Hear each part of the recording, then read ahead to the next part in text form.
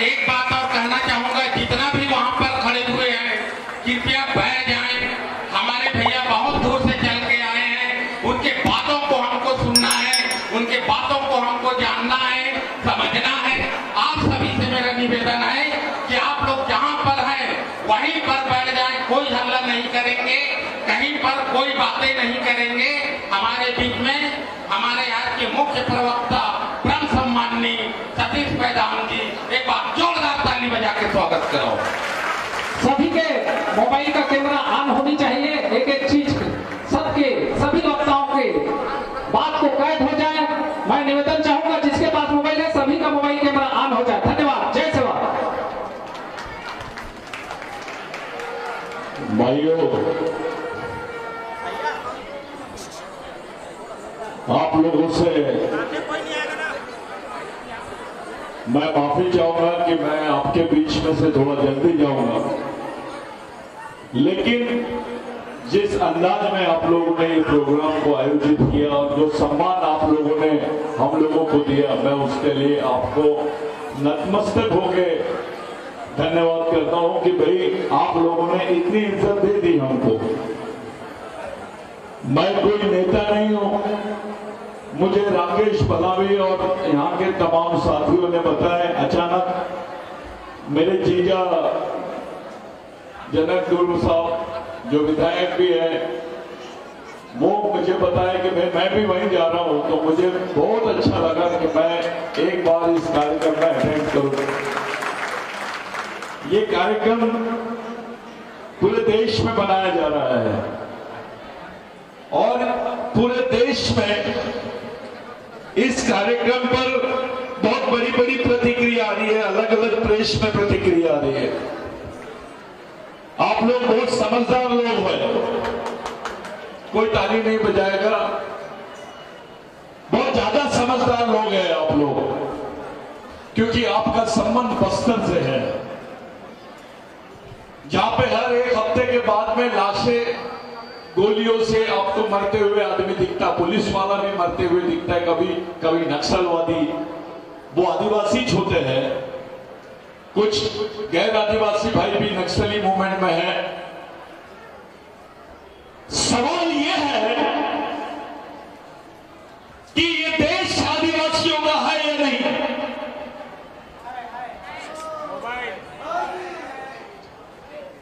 सवाल यह है कि अगर इस देश की राष्ट्रपति आदिवासी है तो वो खुल के आदिवासियों को आदिवासी क्यों नहीं बोल रही है। तालियां कोई नहीं बजाएगा, मैं तालियां सुनने वाला आदमी नहीं हूं। तालियां कौन बजाते हैं? कोई ताली नहीं बजाएगा। राष्ट्रपति से कोई बड़ा पद नहीं हो सकता। इस देश की पहले नागरिक होती है राष्ट्रपति, और राष्ट्रपति आदिवासी होने के बावजूद आदिवासी दिन की बात नहीं करती है। इससे ज्यादा अफसोस की बात कुछ नहीं हो सकती। आरएसएस का बंधक है वो। कलेक्टर साहब, जनक दुर्ग साहब, इससे बड़ा कौन सा पद लाओगे आप कि इस देश के राष्ट्रपति आदिवासी है और आदिवासियों के बारे में बात नहीं कर रही है। इससे ज्यादा शोकांतिका, इससे ज्यादा दुखदायी बात अपने लिए क्या हो सकती है कि वो राष्ट्रपति है और खुद को आदिवासी बोलने से डर रही है। इसका मतलब साफ है कि उसके ऊपर दबाव है कि आदिवासियों को आदिवासी मत बोलो। साथियों, इस देश में हिंदू होना छोटी बात है, इस देश में मुसलमान होना छोटी बात है, इस देश में क्रिश्चियन होना छोटी बात है, इस देश में जैन होना छोटी बात है, बड़ी बात है आदिवासी होना। जैसे आप अपने आप को आदिवासी बोलते हो, आप इस देश के मालिक बन जाते हो, क्योंकि आप इस देश के सबसे पहले रहने वाले लोग हैं। यहां पत्रकार भाई लोग हैं, मैं एंथ्रोपोलॉजी बायोलॉजिकली ट्रूथ बोलता हूं, जिसको मानव शास्त्रीय विज्ञान बोलते हैं आप लोग। इस देश में भगवान पैदा नहीं हुआ था तब से आदिवासी रहता है। भगवान पैदा नहीं हुआ तब से आदिवासी इस देश में रहता है। ये मैं नहीं बोलता हूं, साइंस बोलता है। क्या बात है, आप आदिवासियों को वनवासी क्यों बोल रहे हैं? किस बात का डर है कि उसको उसकी असली पहचान से आप दूर करना चाहते हो? पूरा आदिवासी बेल्ट चल रहा है साथियों।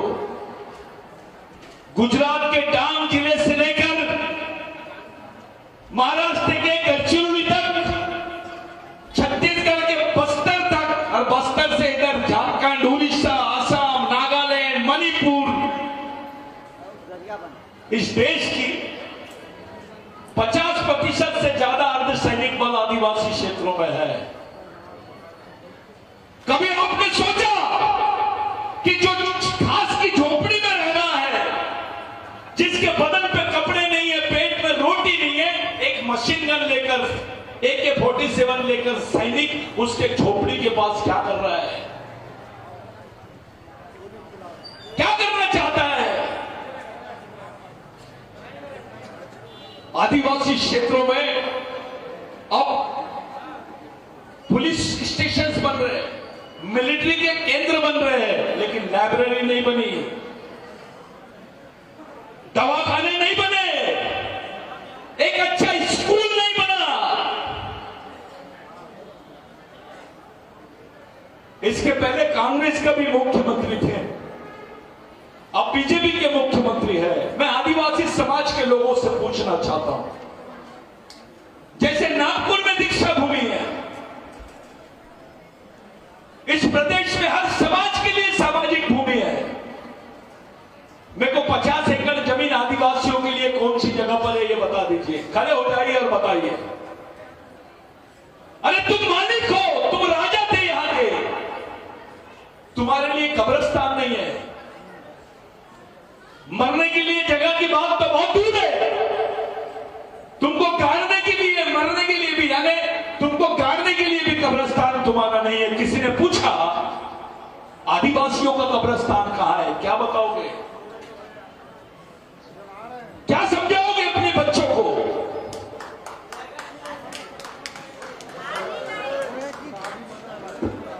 अपने बच्चों को क्या बताओ?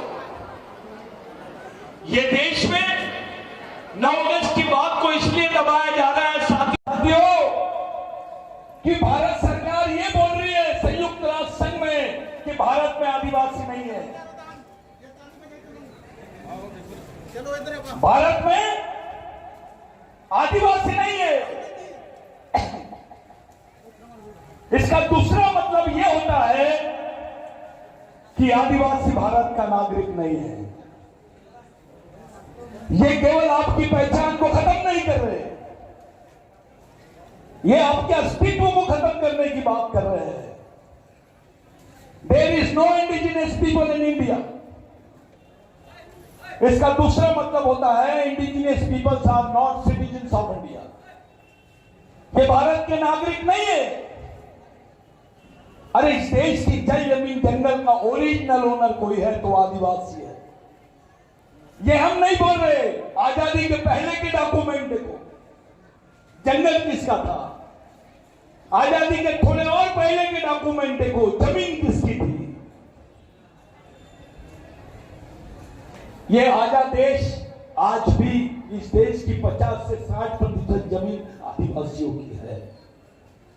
लेकिन क्या हाल हो रहा है? पूरे आदिवासी जमीनों पर उत्खनन की बात कर रहे हैं, माइनिंग की बात कर रहे हैं, बड़े बड़े कंपनियों को ला रहे हैं, अंबानी अदानी को ला रहे हैं। अबे आदिवासियों के पुरखों ने जो हजारों साल से लड़कर उस जमीन को बचाया, अदानी अंबानी के लिए बचाया क्या? अगर देश के गरीब आदमी को उसका फायदा होता है तो सही है, लेकिन यहां तो पूंजीपतियों के लिए चौकीदारी कर रही है सरकार।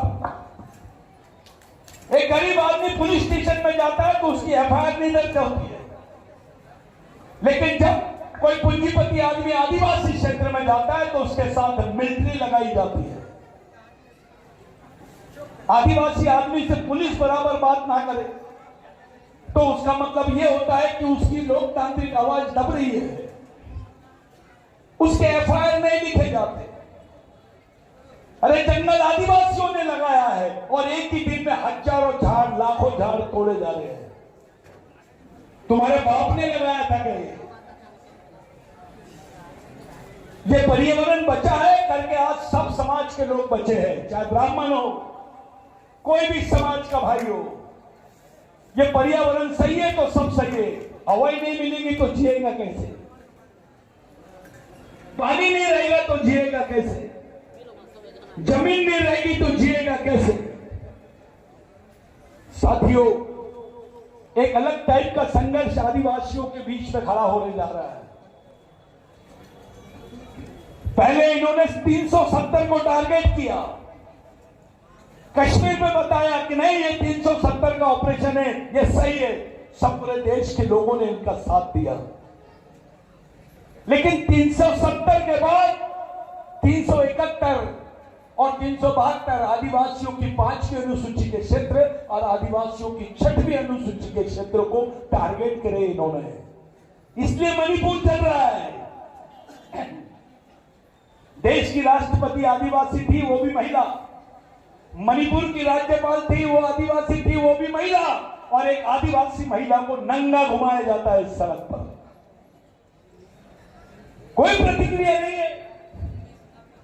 बुरा नहीं मानना धुर साहब, अपने समाज के गांडू नेता भी कुछ नहीं बोलते हैं। आज अगर वो बच्ची के साथ हुआ है तो यहां पर भी किसी बच्ची के साथ होगा। तुम्हारे पास क्या है? मैं ये संगठन का मालिक हूं, मैं ये संगठन का अध्यक्ष हूं, मैं फलाना सचिव हूं, मेरे पास मैं अंतरराष्ट्रीय सचिव बना देता हूं। अबे करेगा क्या? जब तक मेरे भेजे में नहीं रहेगा तू लड़ाई कैसे लड़ेगे? आज अपने बच्चों को सामाजिक शिक्षा और सामाजिक दीक्षा देने की जरूरत है। आदिवासियों को किसी भगवान की जरूरत नहीं है।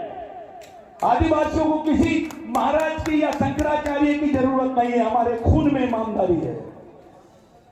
हमारा आदमी चोरी नहीं करता है, किसी को लूटता नहीं है, दिन भर मजदूरी करता है। लोग, एक कहावत है, अरे सतीश बाबू योगा चल रहा है, रामदेव बाबा की योगा क्लास चल रही है, वहां पे जाओ थोड़ा सीखो। आदिवासी भाई सुबह शुरू होती है, दिन भर में 6 बाय 6 का गड्ढा खोद देती है। एक आदिवासी महिला दिन भर में 6 बाय 6 का गड्ढा खोद देती है। रामदेव बाबा को बोलो ना, वो रामदेव बाबा नहीं रहेंगे, फिर कामदेव बाबा हो जाएंगे। इतनी मेहनत करने के बाद भी उसका सम्मान क्या है? पेपर में आता है आदिवासी महिलाओं का शुद्धिकरण करें। अबे कौन करेगा आदिवासियों का शुद्धिकरण? जो मेहनत की रोटी खाता है उसकी तुम शुद्धिकरण करोगे। आदिवासियों का शुद्धिकरण कोई नहीं कर सकता, वो मालिक है। मोदी जी अगर इस देश के प्रधानमंत्री होंगे तो ठीक है, लेकिन मोदी जी 30 प्रदेश के प्रधानमंत्री है, हम उस देश के मालिक हैं। ये बात अपने दिमाग में डालो कि तुम इस देश के मालिक हो। ये देश तुम्हारा है। तुम मोहनजोदड़ो हड़प्पा के वारिस हो, तुम सिंधु संस्कृति के वारिस हो। अगर पूरे आदिवासी बस्तर में घुस गए ना तो भागने को जगह नहीं मिलेगा किसी को। हमारे लोग, तुम नक्सलियों को मारो ठीक है, कोई बेगुनाह क्यों मरता है? और एक सर्कल चलाई जा रही है, आदिवासी यानी नक्सलवादी और नक्सलवादी यानी आदिवासी। इस समाज को ठप्पा लगाने का षड्यंत्र चालू है। एक बार आपको नक्सलवादी बोल दिए तो गोली मारने की आजादी मिल जाती है। एक षड्यंत्र है। पुलिस वाला भी नक्सलवादी, आदिवासी भी नक्सलवादी, नक्सलवादी भी आदिवासी। गोली किधर से भी चलेगी, मरेगा कौन? ये हालात है। 13-13 साल की लड़कियां जिनके हाथ में किताब होना चाहिए, जिनके पास में पढ़ने के लिए किताब होनी चाहिए, उनके पास बंदूक कहां से आई? यह सवाल अपने लोगों के सामने होना चाहिए कि वो जो बच्ची जिसकी उम्र पढ़ने की थी उसके पास में बंदूक कैसे आ गई है। कोई नेता जाके ये बात नहीं करता है, कोई विधानसभा में बात नहीं करता है। डरते हैं, किससे डर रहे हो यार? वैसे भी मर रहे हैं हम, आगे भी मरेंगे। आपका बच्चा क्या बनेगा इसकी गारंटी नहीं है कलेक्टर साहब। आप तो विजन रखते हो लेकिन गारंटी नहीं है कि आपका बच्चा क्या बनेगा। दिन बाय दिन आदिवासियों के गांव खाली हो रहे हैं। जो कुछ नहीं करते उनको गाय घरों के नाम से, गौशाला के नाम से जमीन मिल रही है और आदिवासियों को रोज खाली कर रहे हैं। ये हालात है देश की। कुछ लोग बोलते हैं, बुरा लगता है लोगों को, मैं बिरसा मुंडा की बात कर रहा हूं। बिरसा मुंडा ने सवाल किया था कि गाय हमारी मां है, गाय हमारी माता है तो भैंस का दूध किधर जाता है? अगर गाय मां है तो भैंस बड़ी मां होना चाहिए, क्योंकि वो काली है करके उसको तुम मां नहीं बोलते। अबे मां तो मां होती है, जिसका भी दूध आपने पिए वो तुम्हारी मां हो गई। आदिवासी संस्कृति में भगवान से बड़ा स्थान मां का है, क्योंकि हम संस्कृति वाले लोग हैं। जब धर्म पैदा नहीं हुआ था तब से संस्कृति है इस देश में। धर्म तो 5000 साल पहले पैदा हुआ, आदिवासी संस्कृति तो 20 साल पहले, 20,000 साल पहले पैदा हुई। आदिवासी देश का मालिक है। 2010-2011 के जजमेंट में सुप्रीम कोर्ट ने बोला कि आदिवासी इस देश का पहला मालिक है, पहला नागरिक है। He is the first citizen of India, he is the indigenous people of India, he is the indigenous personality. लेकिन कोई देश का आदमी मानने के लिए तैयार नहीं है। फिर भी स्टेटमेंट देते हैं कि भारत में आदिवासी नहीं रहते हैं। कब तक दबाओगे आदिवासियों को? कब तक आदिवासी नेता अपने बच्चों को अपने हाथ से कब्र खोद कर डालोगे आप? अरे आपके बच्चों की पहचान खत्म हो जाएगी, आपके अधिकार खत्म हो जाएंगे, आपके पास जमीन नहीं रहेगी, कैसे जियोगे आप? अब तो तुम्हारा आरक्षण भी छीन लिया गया है, हर जगह प्राइवेटाइजेशन हो गया है, निजीकरण हो गया है। कोई सुन नहीं रहा है साथियों। अपने आने वाली पीढ़ी को समझाओ। एक बीमारी देखता हूं मैं गोंड हूं, मैं कंवर हूं, मैं हल्बी हूं, मैं प्रधान हूं, मैं राजकोट हूं, मैं फलाना मारिया हूं। ये जो बातें चल रही है इसको बोलते हैं वैचारिक गांडूगिरी। इसको क्या बोलते हैं? वैचारिक नपुंसकता। अबे साइंस बोलता है आदिवासियों के बारे में। साइंस क्या बोलता है कि आदिवासियों का खून एक जैसा है, उसका डीएनए एक जैसा है, उसकी संस्कृति एक जैसी है, उसके अधिकार एक जैसे हैं, तो समाज भी एक जैसा होना चाहिए। लेकिन कुछ लोग अपने स्वार्थ के खातिर जाति का नाम लेते हैं। भाई आदिवासियों में कोई जाति का उल्लेख नहीं है, तुम्हारी संस्कृति एक है, तुम्हारा खून एक है, इसलिए समाज भी एक होना चाहिए। ये बातें छोड़ो, मैं कंवर हूं, मैं ये हूं, मैं फलाना हूं, ये गांडूगिरी की बातें छोड़ो। समाज को एक जगह लाओ, अपने आदमी को ताकत दो, तुम्हारी लड़ाई तुम लड़ो, तुमको लड़ना पड़ेगा, जिंदा रहते हुए लड़ना पड़ेगा। बिरसा मुंडा ने बोला था समाज आर्थिक रूप से, पैसे से आर्थिक रूप से गरीब रहेगा चलेगा, लेकिन विचारों से गरीब नहीं रहना चाहिए। जो समाज विचारों से गरीब रहता है वो गुलाम पैदा होता है, गुलाम ही मर जाता है। ये छत्तीसगढ़ है, हर एक आदमी के बाद दूसरा आदमी आदिवासी है। यहां पर ये झूठ बोलते हैं कि आदिवासियों की जनसंख्या 1 करोड़ है। मैं बोल रहा हूं 1.5 करोड़ है। इस प्रदेश में 1.5 करोड़ आदिवासी रहते हैं, जिनकी जनसंख्या से उनको जानबूझ के बाहर कर दिया गया। अरे आधे लोग तो हमारे यहां दूसरे प्रदेश में जाके बेचारे मजदूरी करते हैं, खाना नहीं मिलता है, मजदूरी नहीं मिलती है तो मंदिर के सामने जाके बेचारे भीख मांगते हैं। इस देश में जो मेहनत नहीं करता उसको लोग सम्मान देते हैं। अपने समाज के पढ़े लिखे लोग मंदिर में जाते हैं, खर्च से निकालते हैं 1000 रुपए, मंदिर में डालते हैं, वहां पे पंडित जी रहते हैं, उनके भी पैर पड़ता है, 500 उसको देता है। और समाज का आदमी जब उसके सामने आता है, पीता है, दारू पीता है, अबे वो कितनी मेहनत करता है, पंडित जी के जैसा लूटता तो नहीं है किसी को। जब तक उसका पसीना नहीं गिरता वो रोटी को हाथ नहीं लगाता है। तो सम्मान श्रमिक आदमी का होना चाहिए या गैर श्रमिक आदमी का होना चाहिए।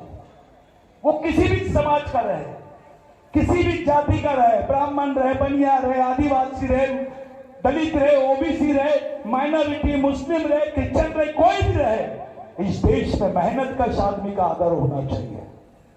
ये चिल्लर बातों से अपना ध्यान निकालो, अपने बाल बच्चों के लिए तैयार रहो। कल तुम्हारी मांग अगर सरकार मानती नहीं है तो अपने बच्चों को जिंदा रखने के लिए सड़क पे आ जाओ, लोकतांत्रिक लड़ाई लड़ो, संवैधानिक लड़ाई लड़ो। तुमको संविधान ने उतने अधिकार दिया है। कोई बात नहीं होती, कोई चर्चा नहीं होती, अपने समाज पर भी चर्चा करने से डरते हो तुम। अगर समाज है तो तुम है, समाज नहीं रहेगा तो तुम्हारी औकात भी नहीं है कि एक ऑफिसर बन जाओ, मंत्री बन जाओ, विधायक बन जाओ, कुछ भी बन जाओ। और दुश्मन ने तुम्हारे समाज को ही खत्म करने का षड्यंत्र रच दिया है। इसलिए इस समाज की एक एकता के दल लो, इसको पुनर्निर्माण करो। नए नए लड़के तैयार हो जाओ, कैडर्स बनो, प्रशिक्षण शिविरों में आओ, मिशन चलाओ, संगठन मत चलाओ। बहुत पहले के 50 संगठन हो गए, उससे कुछ होने वाला नहीं है। मिशन चलाओ, समाज को जिंदा रखना चाहते हो तो। समाज पार्टी से बड़ी चीज है भाइयों, हमारे लिए समाज भगवान से बड़ी चीज है, हमारे लिए समाज सब कुछ है। टंडे भील को देखो, खुशी से बोला कि हाँ मैं फांसी के तख्ते पे चढ़ना चाहता हूं। फिर उसको बोला गया कि तुम्हारी क्या इच्छा है, तो बोले आखिर में अपने भगवान को देखना चाहता हूं। तो पूरे अंग्रेज घबरा गए, तुम्हारे भगवान कहां है? तो बोले वो 2 लाख लोग खड़े हैं, ये मेरा भगवान है, ये मेरा समाज है। अपनी मां को देखना चाहते हो? नहीं। अपने रिश्तेदार को देखना चाहते हो? नहीं। समाज को देखा, मैं समाज के लिए जिंदा रहा, समाज के लिए मर गया। ये भावना टंडे भील की थी, फांसी के तख्ते पे चढ़ा दिया उसको। बिरसा मुंडा को 21 साल की 24 साल की उम्र में फांसी के तख्ते पे चढ़ा दिए। उसकी मां मिलने आई, बोले मैं तू मत रो, मेरे को बहुत सारी मां मेरी रोती हुई दिख रही है, मां तेरे जैसी दिखती है सभी मां मेरे को। अपनी मां से बिरसा मुंडा ने बोला, उसको भी फांसी के तख्ते पे चढ़ा दिए। टंडे भील को किए, बिरसा मुंडा को किए, गुंडाधुर को किए, बाबूराव शर्मा के को किए, राघोजी भांगरे को किए। अरे हमारे तमाम लोगों ने हंसते हंसते समाज के लिए फांसी के तख्ते पे चढ़ गए। मैं आपसे पूछता हूं, आपका क्या संबंध था इन लोगों से? आप अपने बच्चों को बोलो कि बेटा मेरे बदले 6 महीने की जेल भोग के आ जाओ, जाता क्या? ये लोगों ने आपको अपनी जान दे दी है। हमारे असली भगवान ये है, ये रियल भगवान होते हैं। कोई भी भगवान से बड़े भगवान है तुम्हारे लिए। तुम्हारा बच्चा नहीं मरा तुम्हारे लिए, लेकिन तुम्हारा रिश्तेदार भी नहीं था, फिर भी तुम्हारे तुम लोगों के लिए ये शहीदों ने जान दिए। ये उनके विचारों पे चलने वाला मिशन है। समाज बुरा नहीं मानना। धुर साहब, अभी मेरे लिए आप साहब है, मेरे भाटो घर में है। ये समाज नेताओं के विचारों से नहीं बच सकता है, ये समाज शहीदों के विचारों से बचेगा। मैं जानता हूं आपको, मैं ध्रुव साहब को इसलिए जानता हूं कि जब मैं यहां मूवमेंट चलाने आया था 2008 में, तो मेरे साथ बाइक में यह आदमी रात दिन घूमता था। ये जमीन का आदमी है, मेरे को विश्वास है कि वो कुछ ना कुछ करेगा। अभी तो आप पे जबरदस्त जवाबदारी दे दी, आप विधायक भी बन गए और कांग्रेस के आदिवासी सेल के अध्यक्ष भी है। आपसे ज्यादा उम्मीद है मुख्यमंत्री से नहीं है, क्योंकि मुख्यमंत्री तो सिर्फ नाम का है, काम का मुख्यमंत्री तो बाजू में है सफेद कपड़े में। कितना अफसोस होता है कि इस राज्य का मुख्यमंत्री आदिवासी है, लेकिन उसका एक स्टेटमेंट आदिवासियों के पक्ष में नहीं आता है। किससे डर रहे हो तुम? क्यों डर रहे हो? कौन सी बात से डर रहे हो तुम? भाई साहब, आरएसएस से डरने की क्या चीज है यार? अगर आदिवासियों का नेटवर्क खड़ा हो गया इंटरनेशनल लेवल पर, तो आरएसएस उसका 3 भाग भी नहीं रहेगा। इतनी बड़ी जनसंख्या में आदिवासी लोग पूरे विश्व में है।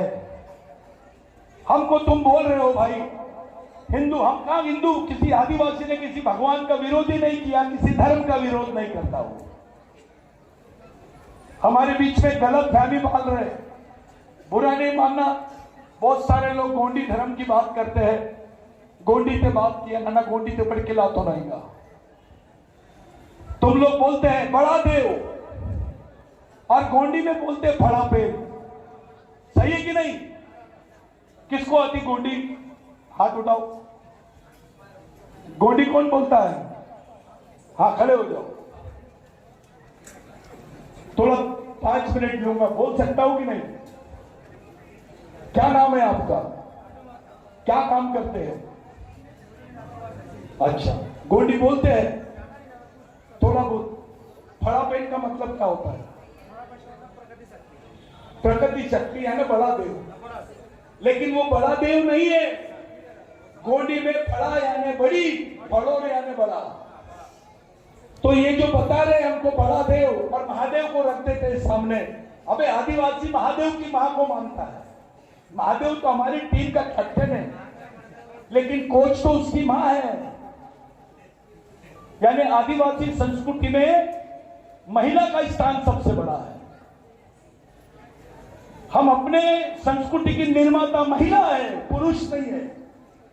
जितने धर्म है दुनिया के वो पुरुषों ने बनाए हैं, लेकिन आदिवासी संस्कृति की निर्माता महिला है। ये मातृसंतक जीवन जीने वाले लोग हैं। आज भी हमारी घर की मुखिया हमारे बाप के रहते हुए माई है। किसी दिन और आप लोगों से बातचीत होगी।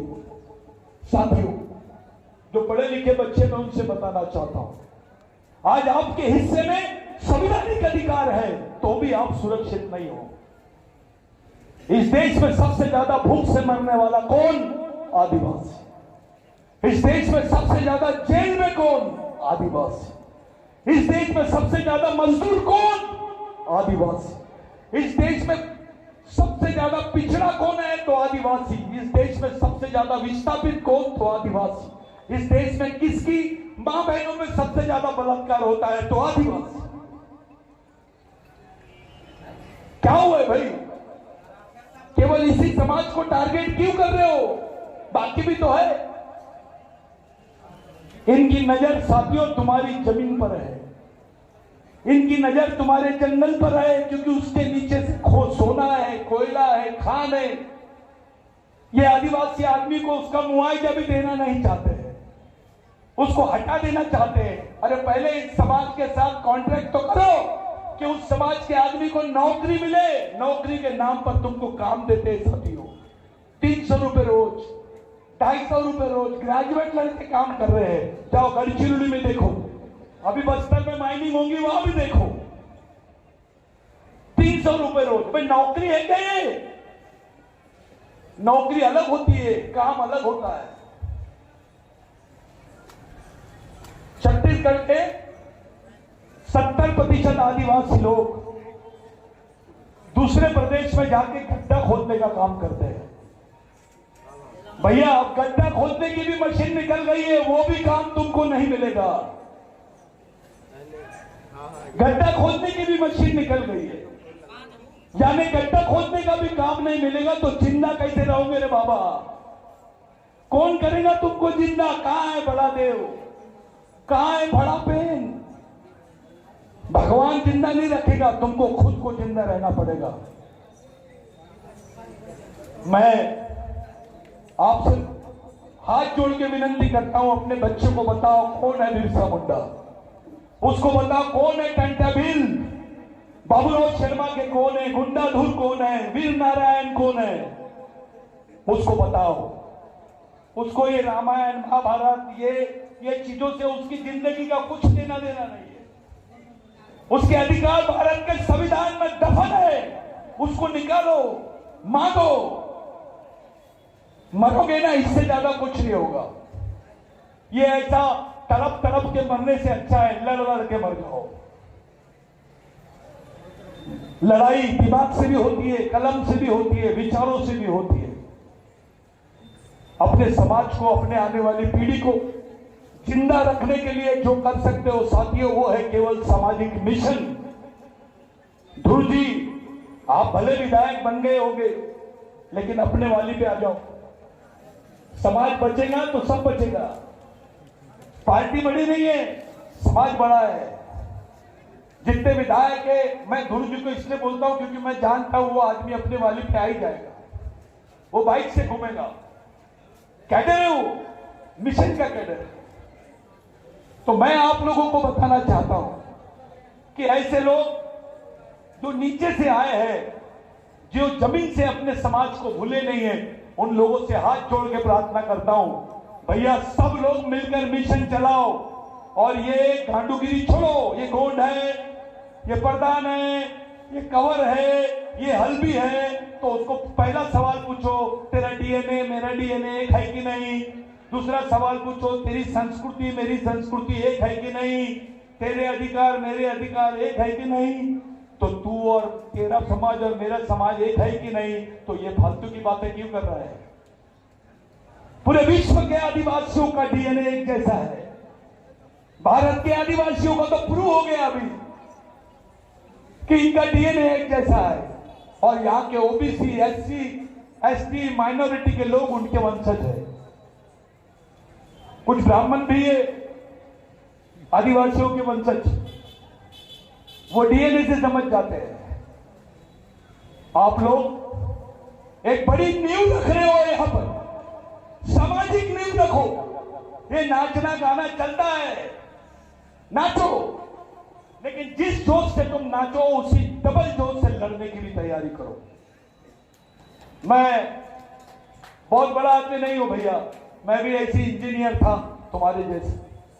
मैं भी बहुत गरीब परिवार से निकला। मैंने भी जिंदगी को बहुत नजदीक से देखा, लेकिन जब तकलीफ देखा मैंने, तो मैंने अपनी नौकरी छोड़ा। मैं इंजीनियरिंग की नौकरी छोड़ा और समाज के लिए निकला। मैं आज एक नहीं, भारत के 28 राज्यों तक के आदिवासियों के बीच में गया। मेरे भाइयों, ये जो बच्चे हैं, ये आने वाली पीढ़ी के बच्चे, सही बात बोल रहे थे जनक जी। किसी ने पूछा, गाड़ी भी रहती है तो उसका चालक, पालक और मालक रहता है, लेकिन ये समाज किसके भरोसे चल रहा है? कौन है इस समाज के लिए लड़ने वाले लोग? कौन है इस समाज के लिए सोचने वाले लोग? जब तुमसे सवाल करेंगे तो तुम्हारा मुंह बंद हो जाएगा, क्योंकि यहां लोग पार्टी के लिए जी रहे हैं, संगठन के लिए जी रहे हैं। बस समाज के लिए जीने की बात कब करोगे तुम?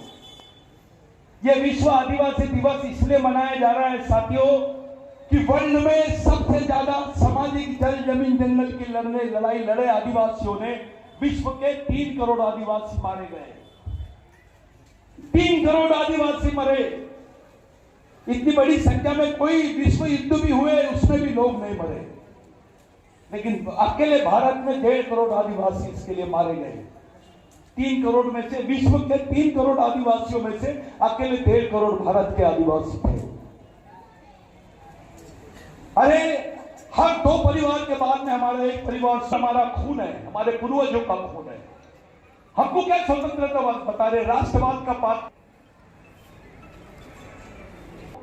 जिसकी जमीन उसका देश। ये देश भी जिस जमीन पे खड़ा है वो आदिवासियों की है, इसको मानना ही पड़ेगा। ये कितना भी छुपा लेंगे, आप किताब बदल सकते हो, जमीन नहीं बदल सकते। आप लोग इतने अच्छे दिन अपने बाल बच्चों के साथ में बच्चे लोग आए हैं। बेटा, अपने समाज की नींव रखो, जियो तो अपने समाज के लिए, मरो तो अपने समाज के लिए। तो और ये तुम्हारी जवाबदारी है गुरु साहब। अरे विधायक छोड़ो ना जी, उससे बड़ा पद है तुम्हारे पास, सामाजिक पद है। पूरा समाज तुमको आशा की नजर से देखता है। जिसको मालूम है कि तुम जमीन से आए हो, वो आदमी को बहुत उम्मीद है आपसे, तो समाज के लिए आप ये मिशनरी काम शुरू कर दो। अपन ने करना चाहिए, हर आदमी ने करना चाहिए। अपनी मेहनत का 10% पैसा समाज के लिए दो। अरे छत्तीसगढ़ में आदिवासियों की इतनी संख्या है कि अगर 1 रुपए रोज भी डाला हो तो 1 करोड़ रुपए तुम्हारे समाज के पास रोज जमा हो जाएगा। लेकिन जमीन का भूगोल नहीं बदल सकते, उसका कोई तंत्र नहीं है। सच्चाई तो कुदरत बताता है। आप लोग इतने अच्छे दिन अपने बाल बच्चों के साथ में बच्चे लोग आए हैं। बेटा, अपने समाज की न्यूज रखो, जियो तो अपने समाज के लिए, मरो तो अपने समाज के लिए। ये देश तुम्हारा है, देश तो तुम्हारे पीछे रहेगा ही, देश के साथ भी रहना है, लेकिन समाज को जिंदा रखो, क्योंकि तुम्हारे लिए भगवान काम का नहीं है, इस देश में समाज काम का है। तुम्हारे लिए जितने भी अधिकार संविधान में दिए गए वो सामाजिक है। अगर हमारे संवैधानिक अधिकार सामाजिक है तो हमारे विचार कैसे होना चाहिए? सामाजिक होना चाहिए। अगर हमारे विचार सामाजिक है तो संगठन कैसा होना चाहिए, जीवन कैसा होना चाहिए और मौत कैसी होनी चाहिए? छोटी सी बात है। मेरे लिए ये खुशी की बात है कि मैं आप तमाम लोगों के बीच में आया हूं। दादा, आप लोगों का मैं समय नहीं लूंगा, मैं खुद लेट आया हूं, उसके लिए माफी मांगता हूं। लेकिन आप अगली बार बुलाएंगे तो ऐसे कार्यक्रमों के लिए नहीं बुलाना। आप अगली बार भेजा निर्माण करने के लिए बैठेंगे, गुप्त बैठकें करो, अपने बच्चों को ट्रेनिंग दो। और ये तुम्हारी जवाबदारी है धूल साहब। अरे विधायक छोड़ो ना जी, उससे बड़ा पद है तुम्हारे पास, सामाजिक पद है। पूरा समाज तुमको आशा की नजर से देखता है। जिसको मालूम है कि तुम जमीन से आए हो, वो आदमी को बहुत उम्मीद है आपसे, तो समाज के लिए आप ये मिशनरी काम शुरू कर दो। थोड़ा बहुत इधर उधर से किसी को भी लोट लपेट करके पैसा लाओ, इनके हिस्से में दे दो। सब करते हैं। ठंडा भील ने डकैती किया समाज के लिए, बिरसा मुंडा ने अंग्रेजों को लूटा समाज के लिए, रामोजी भांगरे तो पूरी ट्रेन की ट्रेन लूट लेता था समाज के लिए। आप भी कुछ ऐसा करो। हंसने की बात नहीं है, हंसने की बात नहीं है। क्या धूल साहब ने ठेका लिया है? अपन ने करना चाहिए, हर आदमी ने करना चाहिए। अपनी मेहनत का 10% पैसा समाज के लिए दो। अरे छत्तीसगढ़ में आदिवासियों की इतनी संख्या है कि अगर 1 रुपए रोज भी डाला हो तो 1 करोड़ रुपए तुम्हारे समाज के पास रोज जमा हो जाएगा। समझ रहे? अगर एक आदिवासी ने 1 ड्रम पानी डाल दिया ना तो छत्तीसगढ़ में बाढ़ आ जाएगी। इतनी मजबूत ताकत है तुम्हारी, इतनी बड़ी जनसंख्या है, और हम दूसरों के सामने दे रहे, भीख मांग रहे हैं। मैं बीच में एक आंदोलन में गया था, हमारे समाज में पारधी लोग भी आते हैं, वो हमारे आदिवासी भाई है। मैं बॉम्बे में गया तो वो सब लोग पकड़ लिए, पत्रकार लोग। सतीश मेंढा, तुम किधर? मैं पहले डरता हूं पत्रकार लोगों से। भैया तुम नेता लोगों की तरफ जाओ, सफेद कपड़े देखो, मेरे की तरफ मत देखो। तो वो मेरे को बोले यार ये अलग टाइप का आंदोलन है। मतलब क्या हो गया? मैं गया उस आंदोलन में, तो वो लोग क्या मांग रहे थे मालूम है? भीख मांगने का लाइसेंस मांग रहे थे। यहां गए आदिवासियों की हालत, जो किसी समय इस गोंडवाना के राजा थे, आज बेचारे भीख मांगने का लाइसेंस मांग रहे हैं। कहा गए समाज का पढ़ा लिखा वर्ग? कहा गए समाज के नेतागण? ये समाज वैचारिक रूप से लावारिस हो गया भाइयों। हमको बाबा साहब का आदर्श लेना पड़ेगा, हमको महात्मा फुले का आदर्श लेना पड़ेगा, हमको शिवाजी महाराज का आदर्श लेना पड़ेगा, संभाजी महाराज का आदर्श लेना पड़ेगा। महात्मा लिंगू को धर्मगुरु मत बनाओ, वो साइंटिस्ट था, वो धर्मगुरु नहीं था, ये चिल्लर पोस्ट है। वो साइंटिस्ट था, उसने वैज्ञानिक तौर से आदिवासी संस्कृति को समझाया और समझाया। किसी दिन हम लोग मिल के बात करेंगे। मेरी हाथ जोड़ के विनती है, जातिवाद, व्यक्तिवाद, पार्टीवाद, क्षेत्रवाद पूंजीवाद, इससे दूर जाओ। केवल समाज और समाजवाद के लिए आप लोग जियो, यही हमारे समाज के लिए अंतिम ये रहेगी। साथियों मेरे साथ सर आप झारखंड से आए हैं, मैं 2 मिनट में मेरा खत्म कर दूंगा आपके लिए। रुकिए आप, इनका जोरदार तालियों से स्वागत करो भाई। माफ करना, मेरे को ऐसा बोल देते, मैं नहीं करता। तो आने वाले समय में किसी टाइप का ये व्यक्तिवाद, पार्टीवाद, संगठनवाद, जातिवाद, पूंजीवाद, ये सब नहीं होना। केवल समाज और समाजवाद के बारे में बात करेंगे। सब लोग मिलके मेरे साथ नारे देंगे। मैं बोलूंगा, बच्चे बच्चे को सिखाना है, आपको बोलना है आदिवासी को बचाना है। बच्चे बच्चे को सिखाना है, जम के बोलो, बच्चे बच्चे को सिखाना है। मैं बोलूंगा, जो जमीन सरकारी है आपको बोलना है वो जमीन हमारी। जो जमीन सरकारी है, जो जमीन सरकारी है, मैं बोलूंगा, बिरसा मुंडा ने पुकारा है, आपको बोलना है भारत देश हमारा। बिरसा मुंडा ने पुकारा है, बिरसा मुंडा ने पुकारा है। मैं बोलूंगा, सरकार देश की चालक है, आपको बोलना है आदिवासी देश का मालक है। सरकार देश की चालक है, आदिवासी देश का मालक है। सरकार देश की चालक है, आदिवासी देश का मालक है। साथियों किसी दिन हम मिलेंगे। मैं माफी चाहता हूं, मेरी वजह से कुछ मेहमान लेट हो गए। किसी दिन हम लोग बैठेंगे, बात करेंगे, एक अच्छा संगठन निर्माण करो। आयोजक कमेटी को मेरी एक सलाह है और हाथ जोड़ के विनती है, आप मिशन के लिए काम करो। कोई दूसरा पर्याय नहीं है आपके पास। मरता क्या नहीं करता, याद रखना। ये हमारी, सुन लो, ये दिमाग में डालो, ये हमारी आखिरी पीढ़ी द्वारा आखिरी पीढ़ी को बचाने के लिए लड़े जाने वाली आखिरी लड़ाई है। ये हमारी आखिरी पीढ़ी द्वारा आखिरी पीढ़ी को बचाने के लिए लड़ी जाने वाली आखिरी लड़ाई है। इसको किसी भी हाल में जीतना पड़ेगा, नहीं तो अपना समाज खत्म हो जाएगा। पहले आदिवासियों को मूल निवासी बोलते थे, फिर आदिवासी बोलने लग गए दादा, अब वनवासी बोल रहे हैं, 2 साल बाद स्वर्गवासी बोलेंगे। यानी तुम्हारा कार्यक्रम पूरा तैयार है, तुमको खत्म करने के लिए लोग तैयार है। तुम्हारी पहचान, तुम्हारी संस्कृति, तुम्हारे अधिकार और तुम्हारा इतिहास, ये सब खत्म करने की तरफ जा रहे हैं। आप लोग अपने आप को जगाओ, अपने बीच की आदिवासियत को निकालो बाहर और समाज जोड़ो अभियान चलाओ। किसी दिन हम लोग मिलेंगे। इतना ही मैं आपसे बोलता हूं और आपसे रजा लेता हूं।